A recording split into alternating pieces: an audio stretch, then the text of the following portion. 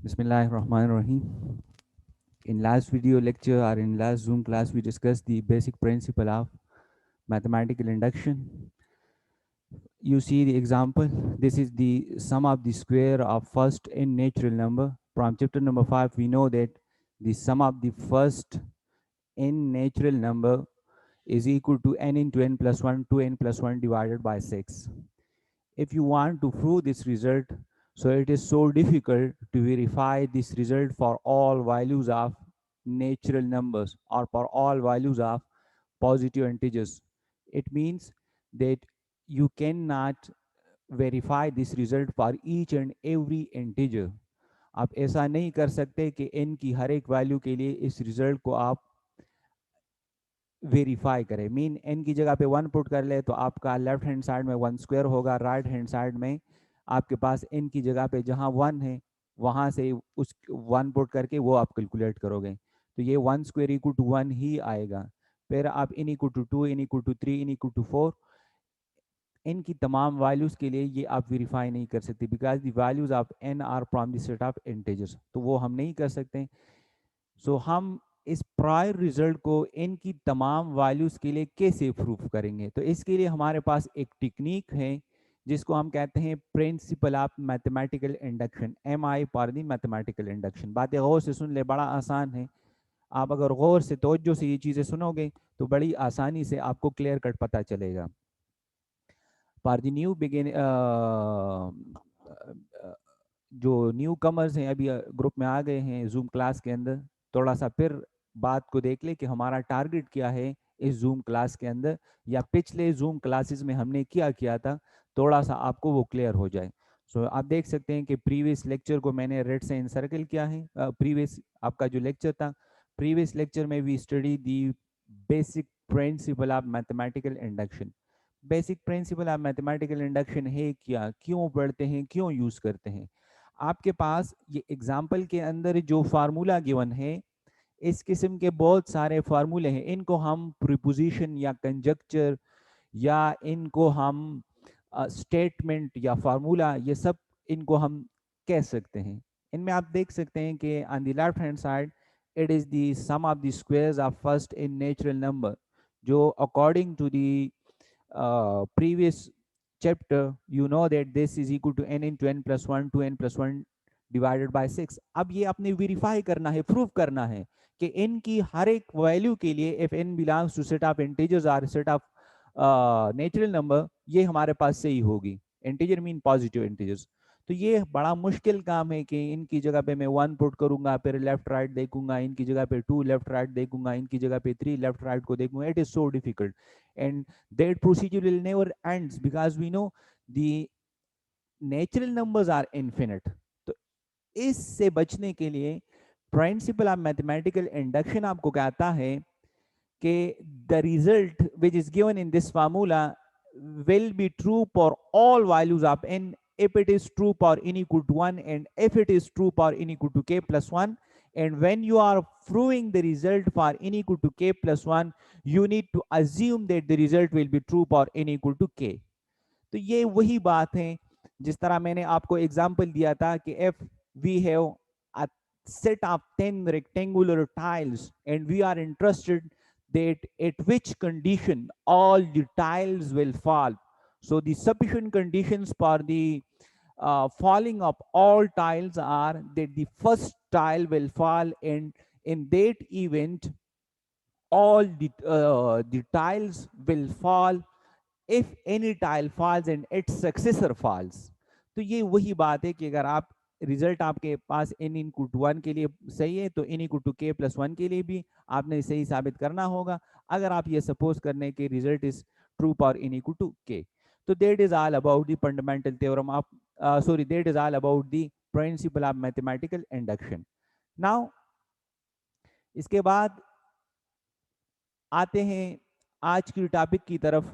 आज हमने क्या डिस्कस करना है, थोड़ा सा आपको वो दिखा देता हूँ, फिर नीचे आएंगे कि कौन कौन सी चीज़ें डिस्कस होंगी।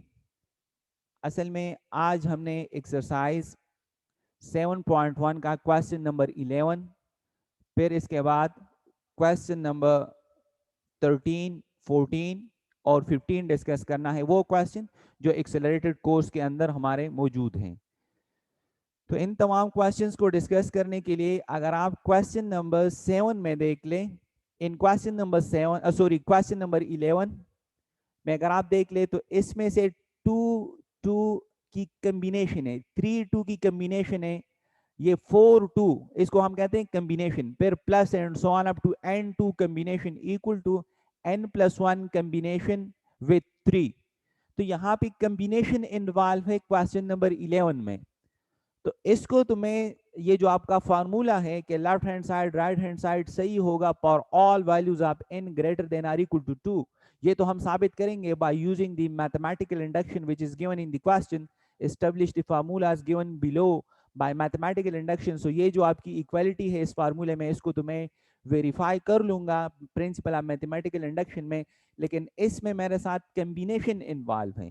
सो first of all we briefly discuss that what is combination. तो कम्बिनेशन में परमुटेशन इन्वॉल्व है और परमुटेशन में आपके पास फैक्टोरियल इन्वॉल्व है। तो ये फैक्टोरियल, परमुटेशन और कम्बिनेशन को डिस्कस करके then we will come to question number 11 और ये आपका वही प्रिंसिपल ऑफ मैथमेटिकल इंडक्शन होगा, 3 स्टेप्स इसके अंदर इन्वॉल्व होंगे। सो हम स्टार्ट लेते हैं फैक्टोरियल से। यहां हमारे पास फैक्टोरियल इन्वॉल्व है, तो फैक्टोरियल को पहले डिस्कस करते हैं। आप यहां इस एग्जाम्पल को पहले देख लें। ये एग्जाम्पल नंबर 1 में ये है 4 फैक्टोरियल। ये जो 4 फैक्टोरियल है ये आप देख सकते हैं यहां पे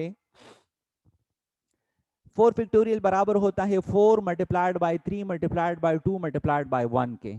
इसका मतलब ये हुआ कि आपके पास ये जो फैक्टोरियल है, अगर n आपका एक पॉजिटिव इंटीजर हो तो उनकी फैक्टोरियल के लिए जो नोटेशन यूज होगी वो आपके पास ये नोटेशन होगी। यहां आप देख लें n factorial, read as n factorial, और ये n फैक्टोरियल क्या होगा? n factorial is the product of all positive integer, product of all positive integer from n down through 1। n factorial बराबर होगा n into n minus one, n minus two and so on up to 1, और ये तमाम आपके पास product में होंगे ये integers. तो इसी तरह आप अगर 4 फैक्टोरियल को देख ले तो 4 फैक्टोरियल आपके पास स्टार्ट होगा 4 से, फिर उसके साथ 3 की मल्टीप्लीकेशन, फिर 2 और फिर 1 की मल्टीप्लीकेशन होगी। तो ये असल में फैक्टोरियल जो होता है उसकी डिफिनीशन है कि product of all positive integers from n down through 1। तो n factorial n into n minus one, n minus two up to 1 के बराबर, 4 factorial 4 multiplied by 3 multiplied by 2 multiplied by 1, 10 factorial आप देख ले 10 multiplied by 9 multiplied by 8 and so on up to 1। ये बात याद रख ले कि 0 फैक्टोरियल जो होगा चैप्टर नंबर 6 में इसकी प्रूफ भी करेंगे, 0 फैक्टोरियल हमेशा 1 के बराबर होता है। तो ये फैक्टोरियल की डिफिनीशन परमुटेशन कॉम्बिनेशन में यूज होगी, यहां पे हमने इसको इसी वजह से स्टडी किया। Now moving towards the next concept, and that concept is permutation. Permutation आपको क्लास के अंदर भी एक दफा रिवाइज करवाया था कि परमुटेशन हमारे पास ऑब्जेक्ट्स की ऑर्डर अरेंजमेंट की पॉसिबिलिटीज को फाइंड करने के लिए वी डिस्कस दी परमुटेशंस। आपका सिंपल एग्जांपल आप लोगों को देता हूं, आप लोग मेरी बात गौर से सुन लें। 3 फिक्चर्स हैं आपके पास, पर्सन ए, पर्सन बी और पर्सन सी। 3 पर्सन्स के फैक्चर्स हैं और उन तीनों फैक्चर्स को आपने दीवार के ऊपर अरेंज करना है विद डिफरेंट पोजीशंस। मतलब एक दफा आप अरेंजमेंट करते हैं तो पर्सन ए का जो फैक्चर है वो लेफ्ट मोस्ट के ऊपर आप रख रहे हो, लेफ्ट साइड के ऊपर आप रख रहे हो ना, पर्सन बी का आप मिडिल में रखते हो और पर्सन सी का आप राइट साइड पे रखते हो। तो ये तो एक तस्वीरों की अरेंजमेंट हो गई। तो इसी तरह आप कितनी पॉसिबल वेज में इन तस्वीरों को दीवार के ऊपर अरेंज कर सकते हैं। तो ये आपके पास एक ऑर्डर अरेंजमेंट होती है, इनमें एक स्पेसिफिक ऑर्डर होता है। तो आपके पास 3 पर्सन्स की पिक्चर्स है, जिस तरह क्लास के अंदर आप लोगों को ये बात करवाई थी। तो 3 में से आप तीनों के तीनों पिक्चर्स भी ले सकते हैं। टोटल नंबर ऑफ ऑब्जेक्ट इस एग्जांपल के अंदर 3 है, तो तीनों के तीनों पिक्चर्स भी आप ले सकते हैं। और 3 से कम भी आप ले सकते हैं। तो total number of object n होती है, उनमें से जो आप ले लेते हो वो r के बराबर होती है, और r less than are equal to n, n के बराबर भी और n से कम। तो npr combination mean total number of objects आपके पास 3 हैं, उनमें से 2 ऑब्जेक्ट्स आप सेलेक्ट करके तीनों की अरेंजमेंट्स आप फाइंड करना चाहते हैं कि कितने पॉसिबल अरेंजमेंट्स में वो आप अरेंज कर सकते हैं। तो वो आपके पास इसी फार्मूले से डिफाइन या आप तादाद आपको यहां से मिलेगा, n factorial divide by n into n minus r factorial, ये आप याद रख लें। तो अगर आपके पास नंबर ऑफ ऑब्जेक्ट्स 3 हैं, 2 उनमें से आप लेना चाहते हैं, तो ये 3p2 होगा, और ये 3 factorial divide by 3 minus 1 factorial, तो 3 factorial 6, 3 minus 1 factorial 3 minus 2 factorial, क्योंकि ऑब्जेक्ट्स आपने 2 लिए हैं तो वो 1 फैक्टोरियल, तो 6 डिवाइड बाय 1 6 के बराबर होगा। तो 3 ऑब्जेक्ट्स में से जब आप 2 ऑब्जेक्ट सेलेक्ट करते हैं तो उन 3 तस्वीरों को आप 6 डिफरेंट पॉसिबल वे से अरेंज कर सकते हैं। ये मैंने वीडियो लेक्चर जो अभी बनाए हैं यूट्यूब के ऊपर अभी अपलोड करूंगा, उनमें ये एग्जांपल वहां लिख के आपके साथ एक्सप्लेन किया है, तो वो आप वहां से देख लें। तो permutation is an order arrangement of a finite number of the elements taken, some are all at a time, mean r आपके पास n के बराबर भी हो सकता है और n से कम भी हो सकता है। तो जो पॉसिबल नंबर ऑफ अरेंजमेंट्स की जो तादाद आपको मिलनी है वो इससे आपको मिलेगी, ये परमुटेशन का जो फार्मूला है। नेक्स्ट आपकी कम्बिनेशन है। कम्बिनेशन में याद रख ले कि हम ऑर्डर में इंटरेस्टेड नहीं होते। तो ऑर्डर कहां पे मैथमेटिक्स में हम ऑर्डर की इंपॉर्टेंस डिस्कस नहीं करते, या हम कहते हैं कि order is not important in that mathematical concept, वो आपका है सेट। सेट के अंदर ऑर्डर की कोई इंपॉर्टेंस नहीं होती, ये बात याद रख ले। अगर एक सेट है उसमें आप लिख ले 1 2 3, और आप उसको पहले लिख ले 3 2 1, मीन उन एलिमेंट्स की आप पोजीशन चेंज कर ले, ऑर्डर चेंज कर ले, तो both will be the same set in order. In set there is no importance of order. तो कॉम्बिनेशन के अंदर हम arrangements, number of arrangements possible find करते हैं, लेकिन उनमें ऑर्डर की कोई रिलेशन नहीं होती, ऑर्डर की कोई इंपॉर्टेंस नहीं होती। तो वो आपके पास combination. So far we have been concerned with the permutation which is an order arrangement of elements of a set.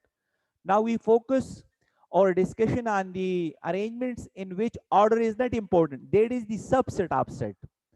इसका आसान एग्जाम्पल, इस डिफिनीशन से पहले एग्जाम्पल को देख लें।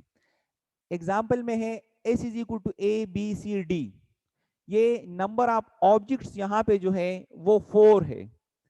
अब इनमें से अगर आप 3 ऑब्जेक्ट्स को उठाना चाहे, मीन यहां पे number of the combination bye taking 3 letters at a time का मतलब ये होगा कि सेट एस के वो सबसेट जिनमें हमारे पास 3 डिस्टिंक्ट एलिमेंट्स इन्वॉल्व हो।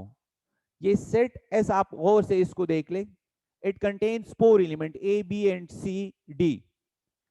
अब यहां पे क्वेश्चन है कि find the number of combinations by taking 3 letters at a time. 3 letters आपने एट अ टाइम लेने हैं और यहां आपने डिफरेंट कॉम्बिनेशंस बनानी है।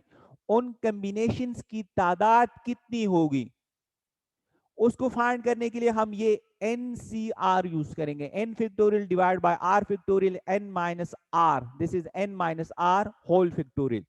तो जब टोटल नंबर ऑफ ऑब्जेक्ट्स 4, उनमें से आपने 3 लिए हैं, तो ये 4c3 होगा। 4 factorial divide by 3 factorial 4 minus 3 whole factorial.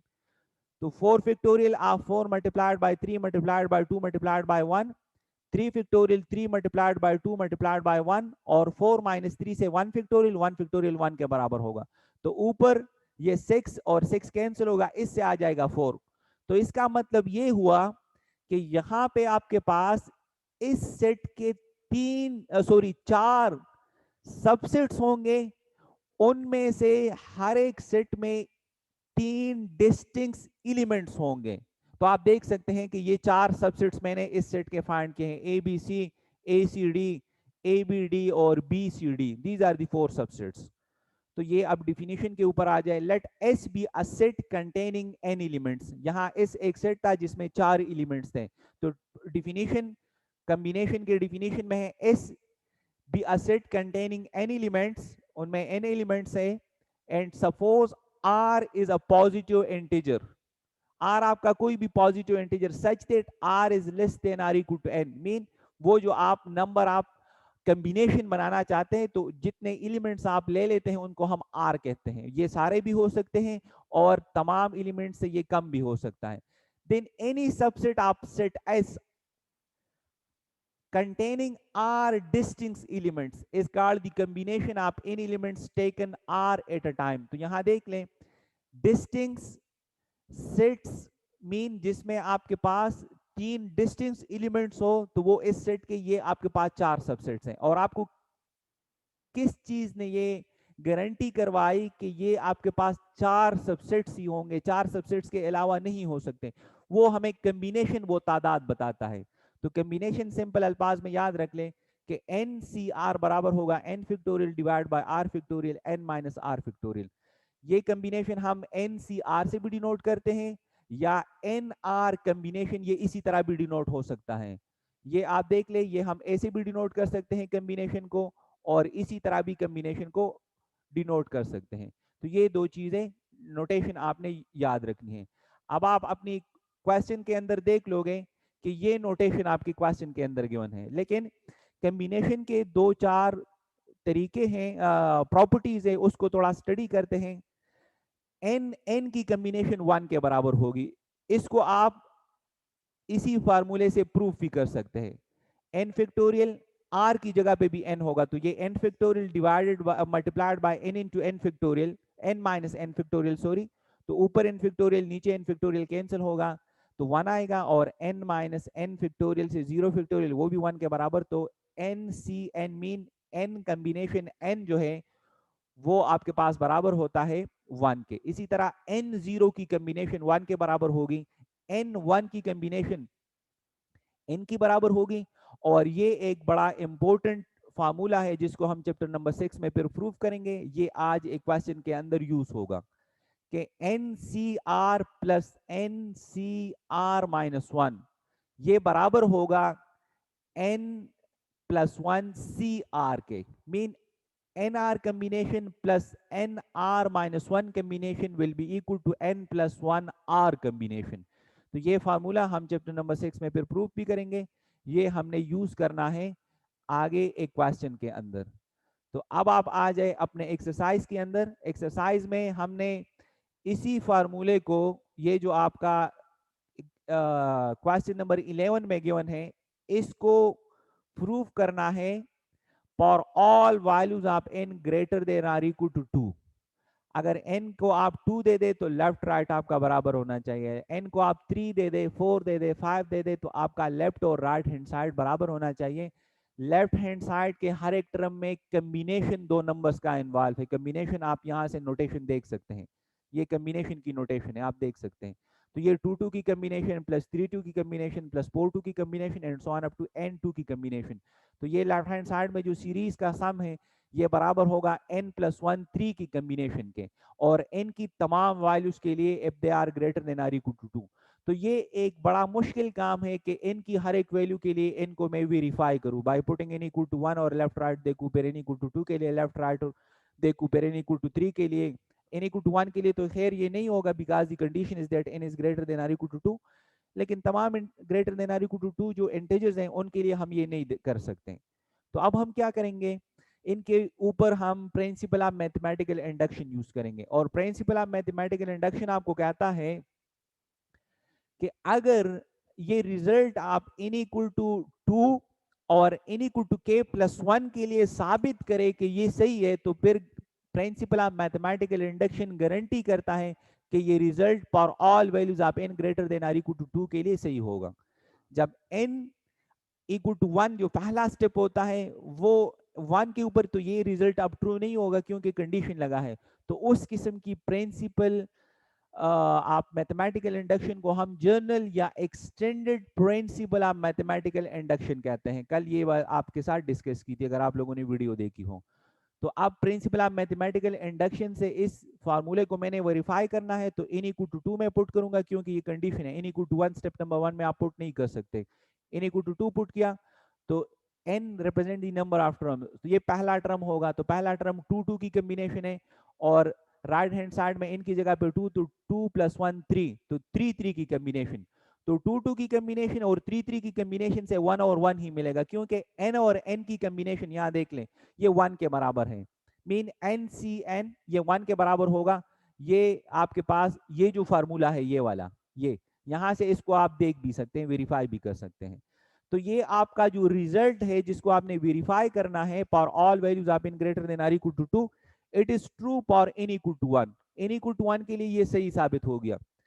अब हमारे पास मैथमेटिकल इंडक्शन के अंदर दूसरा स्टेप क्या होता है, इस रिजल्ट को आपने सपोज करना है कि it is true for n equal to k, और फिर थर्ड स्टेप में आपने साबित करना है कि the result is true for n equal to k plus 1। लेकिन जब आप साबित कर रहे हो, प्रूफ कर रहे हो the result for n equal to k plus 1, so you must use your hypothesis, आपकी सपोजिशन जो स्टेप 2 में आपने की है उसको आपने यूज करना है हमेशा।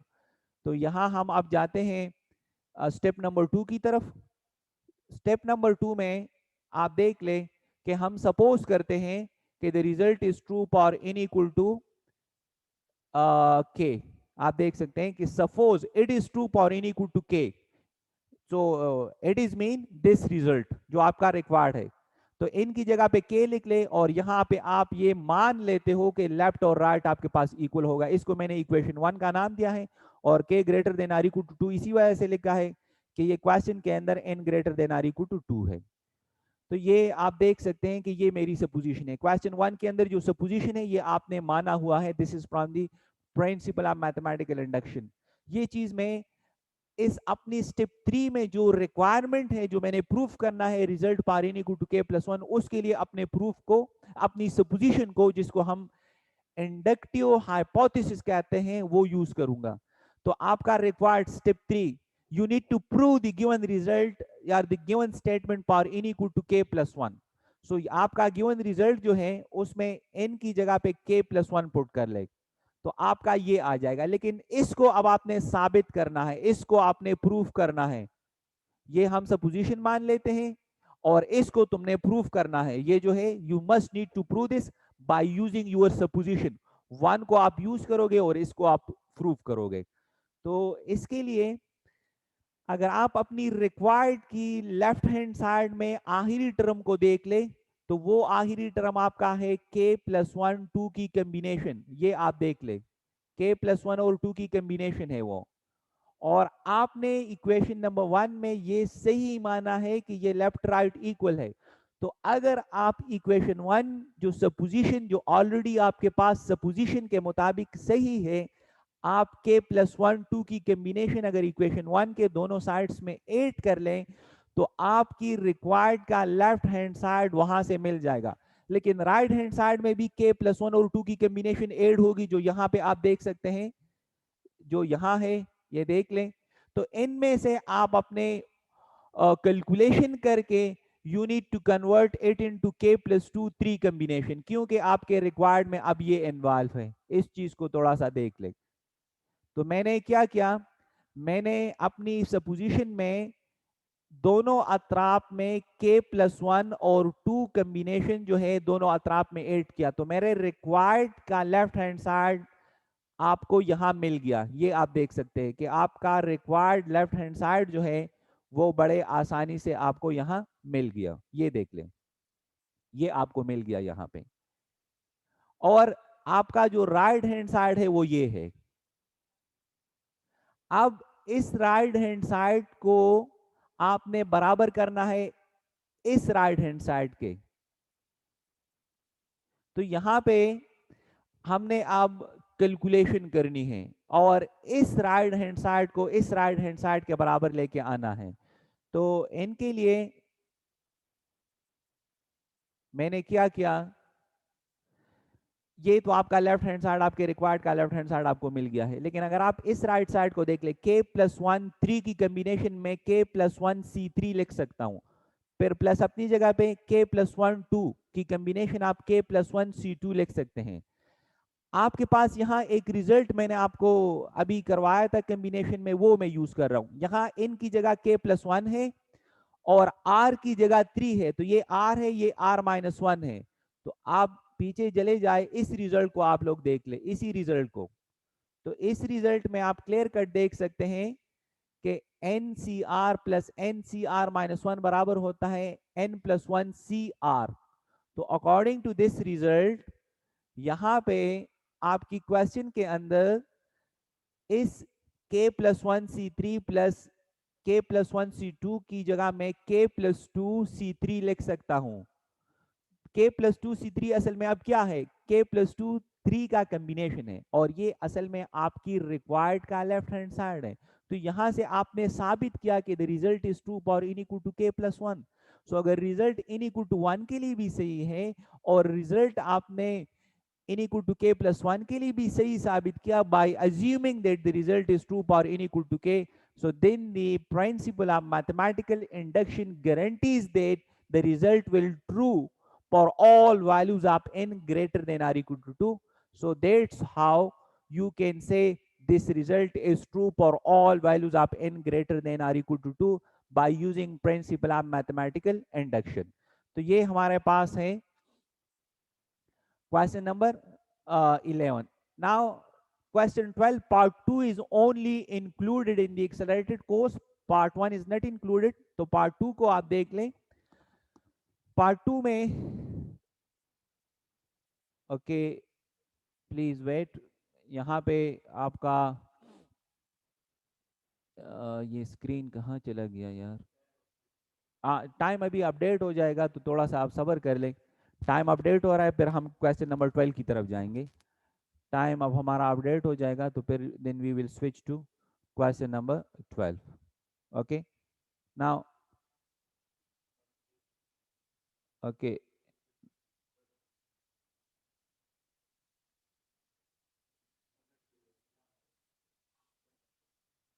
यहाँ से स्टॉप कर लूँ। ओके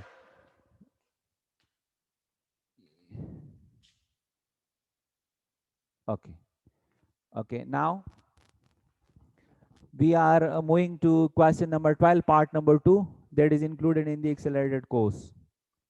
ये accelerated course के अंदर include हैं। now show that by mathematical induction that 10 power n plus 1 minus 9n minus 10 divided by 81 is an integer। गौर से क्वेश्चन को देख लें, बड़ा इंपॉर्टेंट क्वेश्चन है एग्जाम के लिहाज से।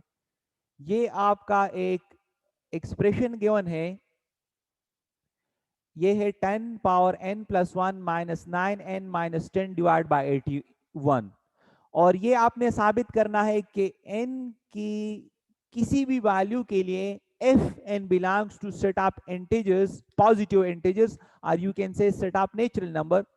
अगर n कोई भी नेचुरल नंबर है तो आपने अब ये साबित करना है कि ये हमेशा मुझे एक इंटीजर देगा। You all know integers are 0, plus minus 1, plus minus 2 and so on। तो n की किसी भी नेचुरल नंबर के लिए ये जो मैंने इनसर्कल किया है ये आपके पास इंटीजर होना चाहिए। तो it is so difficult by putting n equal to 1, n equal to 2, n equal to 3 and so on, and checking that this fraction form gives us the integer or not। so इसकी verification इस तरह बड़ा मुश्किल है।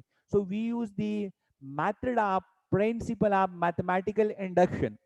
तो उनमें क्या है, आपने रिजल्ट को n equal to 1 के लिए साबित करना है, n equal to k plus 1 के लिए साबित करना है by assuming that the result is true for n equal to k, then principle of mathematical induction guarantees that the result will true for all values of n। तो यहां n equal to 1, तो n की जगह पे मैंने जब 1 put किया तो आप देख ले यहां पे आपके पास मैथमेटिकल इंडक्शन का step number 1, n equal to 1 के लिए रिजल्ट आपने सही साबित करना होगा। तो इस एक्सप्रेशन में n की जगह पे 1 पुट किया तो ये 10 square minus 9 minus 10 divide by 81 आया। तो 100 minus 19 divide by 81, 81 by 81 equal to 1। तो जब n की वैल्यू 1 थी तो इस एक्सप्रेशन से आपके पास 1 आया, और 1 हमारे पास एक इंटीजर है। तो power n equal to 1 the result is true, power n equal to 1 the result is true because we get an integer power n equal to 1 from the given expression। सो ये आपका रिजल्ट n इक्वल टू 1 के लिए सही हो गया. Then according to the principle of mathematical induction, you need to suppose that the result will be true for n equal to k. और फिर आपने स्टेप 3 में शो करना होगा, साबित करना होगा that the result will be true for n equal to k plus 1. So in step 2, you all see that we suppose that the result is true for n equal to k. ये मैंने suppose कर दिया कि ये आपका result true होगा. So what does it mean that result is true for n equal to k? It means that when you substitute n by k, so that fraction or quotient will become 10 power k plus 1 minus 9k minus 10 divided by 81. और अगर n equal to k के लिए result सही है तो ये quotient आपका integer ही होगा. ये आपने मान लिया, आपने इसको सपोज कर लिया. अब इसी सपोजिशन को हमने यूज करना है आगे. तो स्टेप नंबर 3 में जो मैथमेटिकल इंडक्शन का आखिरी स्टेप कहलाता है, we need to prove that the result is true for n equal to k plus 1. Now if the result is true for n equal to k plus 1, so it means that you need to prove that the given quotient must be an integer when you substitute n by k plus 1. आप देख सकते हैं कि साबित मैंने ये करना है. जब आप k की जगह n की जगह k plus 1 पुट कर लें तो ये आपके पास इस n की जगह पे आप देख सकते हैं कि k plus 1 है, इस n की जगह पे आप देख सकते हैं कि k plus 1 है. तो ये जो अब क्वोशंट है इसको तुमने साबित करना होगा कि ये हमारे पास इंटीजर है. तो आपका result n equal to k plus 1 के लिए भी सही साबित हो जाएगा. लेकिन इसको साबित करने के लिए मैं अपनी सपोजिशन जो इक्वेशन 1 में है, जिसको हम इंडक्टिव हाइपोथेसिस कहते हैं, उसको हमेशा यूज करूंगा. तो ये आप आगे देख ले, मैं इस एक्सप्रेशन को, इस क्वोशंट को यहां कंसिडर कर रहा हूं. तो इसमें कैलकुलेशन इस अंदाज से करूंगा, बात गौर से सुन लें कि मैंने इक्वेशन 1 इसके अंदर बनाना है. तो यहां पे 10 power k plus 1 multiplied by 10 लिखूंगा. इस 1 प्लस 1 को मैं 2 नहीं करूंगा, इसको मल्टीप्लाइड बाय 10, क्योंकि आपका जो सपोजिशन है वो इस एक्सप्रेशन के अंदर तुमने बनाना होगा, क्योंकि सपोजिशन को हम यूज करते हैं स्टेप 3 में, जिस तरह पिछले क्वेश्चंस में आपने देखा. तो इस सपोजिशन को यूज करने के लिए यहां पे आपके पास 10 पावर k प्लस 1 है. तो अगर 10 पावर k प्लस 1 है तो यहाँ पे 10 पावर k प्लस 1 प्लस 1 है. तो इस 1 प्लस 1 को ऐड करने की बजाय इस 10 पावर k प्लस 1 प्लस 1 को मैं लिखूंगा 10 power k plus 1 multiplied by 10 minus 9k minus 9 minus 10. ये माइनस 9k प्लस 1 के साथ मल्टीप्लाई हो गया है डिवाइड बाय 81. अब इस 10 को आप लिख ले 9 प्लस 1 और फिर 10 पावर k प्लस 1 आप मल्टीप्लाई कर दे. तो 10 power k plus 1 multiplied by 9, 10 power k plus 1 multiplied by 1 minus 9k minus 9 minus 10 divide by 81.